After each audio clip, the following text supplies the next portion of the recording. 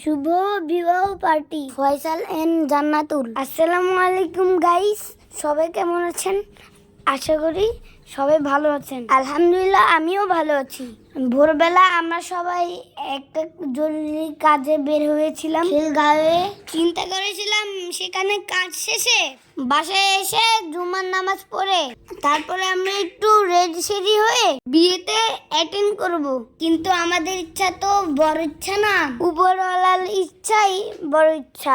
সেখানে কাজ শেষ হতে হতে 3টা বেজে গিয়েছিল। ওই মুহূর্তে বাসায় গেলে দাওয়াতে অ্যাটেন্ড করতে পারতাম না, তাই আমরা যে অবস্থাতে ছিলাম সেই অবস্থায় দাওয়াতে অ্যাটেন্ড করলাম।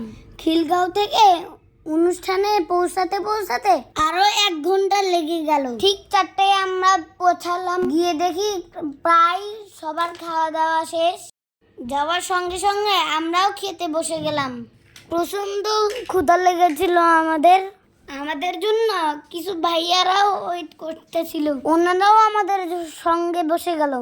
খাবারটা মজা ছিল অনেক, আলহামদুলিল্লাহ।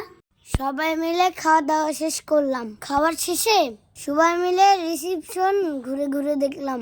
অনেক সুন্দরভাবে সাজানো হয়েছিল রিসেপশনটি, মাশাআল্লাহ। তারপরে সবাই মিলে আমরা কিছু ছবি উঠাইলাম এবং ভিডিও করলাম। বিয়ে মানেই আনন্দ, নাচ গান হবে না সেটা তো হতেই পারে না। সবাই নাচানাচি করছিল। হঠাৎ স্টেজ থেকে বর্ষে সবার সঙ্গে নাচে অ্যাটেন্ড করলো। এরপরে সবাই জুটি পিটে আবার পারফরমেন্স করলো।